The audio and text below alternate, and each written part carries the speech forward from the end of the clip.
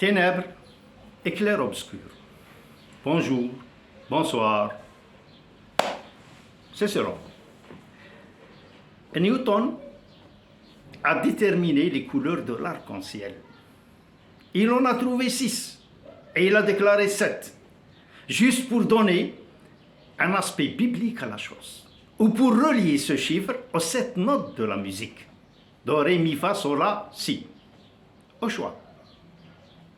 Toutes les nuances de couleurs proviennent de la réflexion de la lumière, sauf le noir, qui est une absence de couleur. Le noir, comme le blanc, ne sont pas vraiment des couleurs, mais une absence de couleur. Et pourtant, dans la vie courante, ils fonctionnent comme tels. Le noir absolu est dans l'espace. Il y a aussi le Vantablack, qui est un composant qui peut absorber pratiquement les 100% de la lumière. Mais le trou noir, lui, il est naturel. Et nous devons ce qualificatif et cette image de la chose à John Zeller, dans les années 60. Un trou noir massif peut avaler un soleil dans sa totalité, et toute la lumière de celui-ci disparaît dans un flop galactique. Au niveau de notre monde à nous, nous avons nous aussi nos trous noirs, sous forme d'institutions puissantes qui font disparaître un tas de monde dans des flops ni vus ni connus, et sans laisser aucune trace de la chose. Ces trous noirs, les nôtres bien sûr, ont pour nom CIA, KGB, FSB, Stasi, Savama, Gestapo, Tchéka, GPU, et j'en passe, et des plus terribles. Pourquoi les ténèbres nous inquiètent autant? Pourtant, nous sommes les maîtres artisans de la plupart d'entre eux. L'obscurité profonde peut provoquer la peur et l'angoisse. L'obscurité est inquiétante, car elle peut cacher des formes et des choses terribles, horribles et malfaisantes. En pleine lumière, on n'est plus rassuré. L'inconnu réside dans l'obscurité. Et cet inconnu fait peur. Dans le clair-obscur, la peur et l'angoisse s'élèvent à un degré insupportable, car l'imagination donne des formes effrayantes au contour des choses et à la timide lumière combinée à la noirceur des ténèbres. Une ombre, à contre-jour, peut prendre la forme et l'aspect du plus satanique faciès. Caravage, peintre du XVIIe, Miguel de Caravage, reste, je dirais, sans conteste, le maître absolu du clair-obscur dans ses tableaux. Regardez quelques-uns et vous serez fixés. Dieu créa la lumière. Genèse 1.3. Je le dis en français car je maîtrise la langue de Molière bien mieux que celle de son prédécesseur en verbe, Abul Ala al-Ma'arri. Que la lumière soit et la lumière fut. La plus grande vitesse connue est celle de la lumière, quelques 300 000 km/s. Et là où arrive celle-ci, elle trouve les ténèbres qui l'ont précédée. Donc, extrapolation, les ténèbres sont moins fortes que la lumière, mais plus rapides. Symboliquement, pourquoi les ténèbres sont partout dans le monde et la lumière timidement si peu? Donc, encore extrapolation, avant la lumière, les ténèbres furent, et le sont encore malgré cette lumière qui n'arrive pas à tout éclairer. Tout ceci pour dire que les ténèbres régneront encore et toujours. Alors vous pouvez rêver à la lumière, la justice qui est une autre forme de lumière, la liberté, l'égalité et je ne sais quoi d'autre comme conneries humaines. Vous pouvez toujours courir. Les ténèbres sont et seront inévitablement beaucoup plus rapides. Celui qui pense que je fais le pessimiste, lui par contre fait l'autruche. L'histoire est là, pensante, bonsoir. Quand les ténèbres ont déserté le monde, quand Moïse lui-même a caressé les ténèbres en désobéissant à Dieu. Exode 20.8. Dieu dit à Moïse, tu parleras au rocher et il laissera couler l'eau qui sauvera le peuple d'Israël. Ça, c'est pendant l'Exode. Et Moïse, en arrivant au rocher, frappa celui-ci à 2 reprises avec son bâton. L'eau s'écoula et le peuple d'Israël fut sauvé. Tout le dilemme de l'humanité tient à ça. Parler ou frapper. Entre les deux, il y a quand même une sacrée différence. Les deux se conjuguent à tous les temps, mais n'apportent pas les mêmes fruits. Que Poutine préfère, le geste de Moïse à la parole de Dieu. Et les ténèbres reviendront s'installer, puis c'est tout. La punition de Dieu a été sans appel pour Moïse. Kalim Allah. Deutéronome 32-52.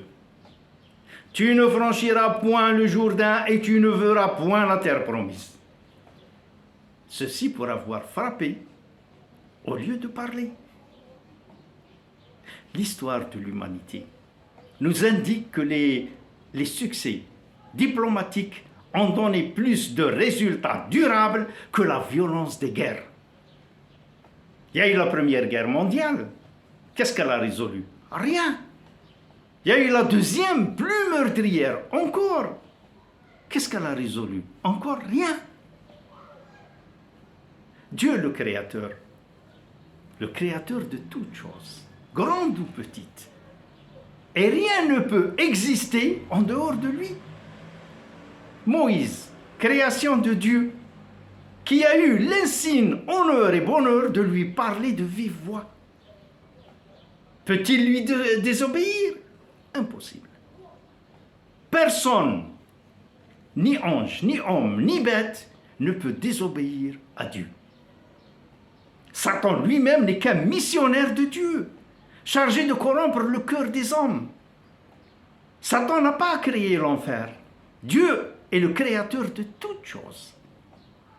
Et il a le contrôle sur tout et tous. Il y a eu des hommes, de simples mortels, qui sont arrivés au sommet de leur puissance et qui se sont sentis en mesure de jouer avec tout et tous.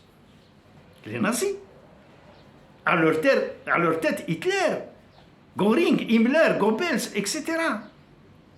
Ils ont cru qu'ils pouvaient défier toute l'humanité et faire ce qu'ils voulaient des hommes et des choses. La réalité de leurs conditions humaines par rapport au temps et à l'immensité de l'univers les a vite rattrapés. Hitler absorbe une capsule de cyanure et pour plus de sécurité, se tire une balle de Walter PPK en pleine tête et meurt dans les spasmes de la peur et de l'horreur.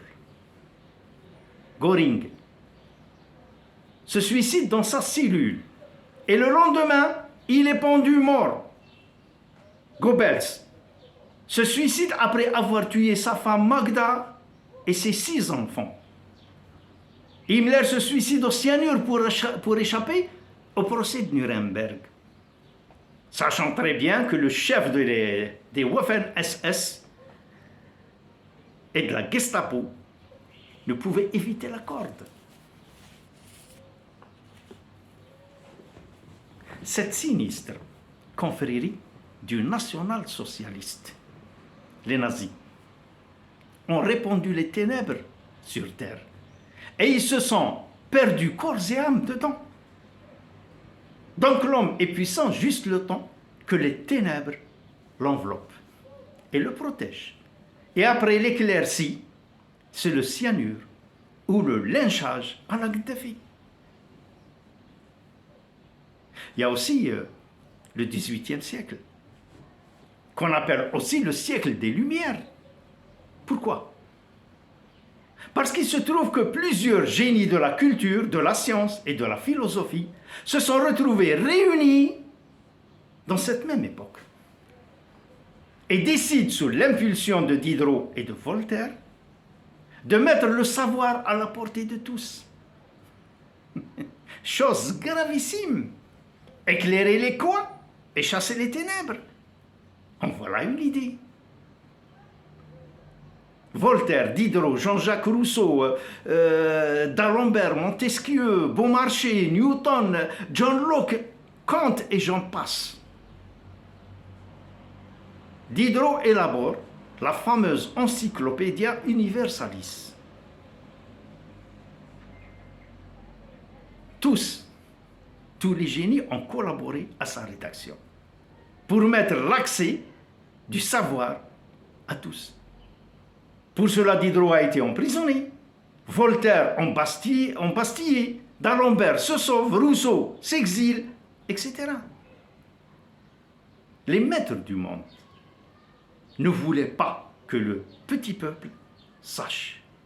L'ignorance est la meilleure sécurité pour leur tranquillité. Vous avez tous vu le film Matrix. La valeur du caractère machinal et répétitif de l'existence. Travail, repas, sommeil. Tu pointes à l'usine et après une journée de dur labeur, tu rentres chez toi, tu manges ta soupe et tu te couches. Que croyez-vous que fait le peuple de Corée du Nord? Il travaille pour manger, il mange pour travailler. La violence n'est pas un moyen, parmi d'autres, pour atteindre la fin. Mais le choix délibéré d'atteindre la fin par n'importe quel moyen. Ne dit-on pas la fin justifie les moyens?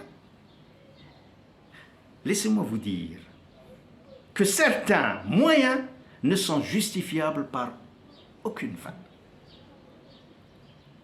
Il est préférable d'aller du pire au meilleur que du meilleur au pire. Avant l'invasion de l'Ukraine, Poutine était meilleur. Et aujourd'hui, vous voulez que je vous parle de la quintessence de la noirceur? Au moment où les génies du 18e voulaient mettre le savoir à la portée des pauvres, le Vatican, censé être au service de ces derniers, le pape Clément XIII condamne sans équivoque l'idée de réveiller les consciences. La bourgeoisie vaticanale voulait le statu quo. Les choses doivent rester telles quelles. Point. Les pénitents analphabètes doivent toujours craindre que le ciel leur tombe sur la tête. C'est la prophétie d'Abra Raccourci. Les pénitents ne doivent sans aucun prétexte sortir de leur léthargie. Sinon, adieu l'opulence des prélats. Tout est question de bonne chair, aussi bien pour l'aristocratie que pour le clergé. Ils sont en vérité comme les puces sur un chien. Alors le chien ne doit jamais savoir qu'il est un chien. Encore Matrix. Les savates du pape sont faites par le plus célèbre bottier d'Italie.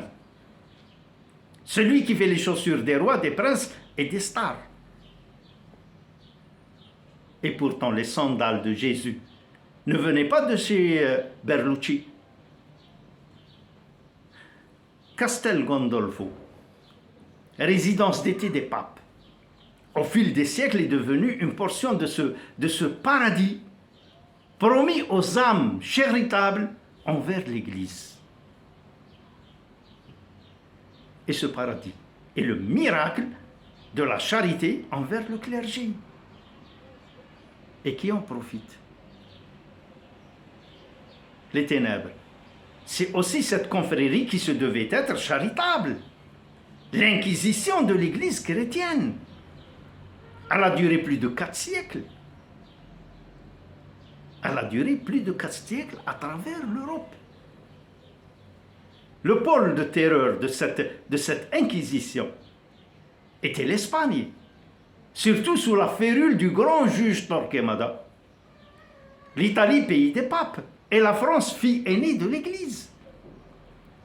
L'Inquisition a même inventé et installé des bornes de dénonciation où chaque citoyen bienfaisant pouvait la nuit, à la faveur des ténèbres, se glisser telle une larve et introduire dans la fente de la borne une lettre anonyme et mettre fin à la vie de son voisin. L'Inquisition jugeait, condamnait et appliquait la sentence de mort ou l'oubliette sur une simple lettre anonyme ou même une rumeur. Dieu merci, l'islam n'a jamais connu ce genre de fanatisme poussé au paroxysme. Le génie de l'homme, en matière de malfaisance, crée les ténèbres sous des formes variées à l'infini. Ernest Pinard, procureur général, accuse et entraîne Baudelaire dans un procès pour atteinte aux mœurs, à la pudeur et à la morale, pour le livre Les fleurs du mal. C'est aussi lui qui poursuivit Flaubert pour Madame Bovary. Baudelaire est condamné à payer 100 francs, qui était, soit dit en passant, une somme assez rondelette à l'époque, ainsi que son éditeur, et une partie du livre fut retirée. Revenons au XVIIIe. Ce siècle des Lumières qui, en vérité, était le plus sinistre, le plus ténébreux et le plus effrayant siècle de toute l'histoire européenne.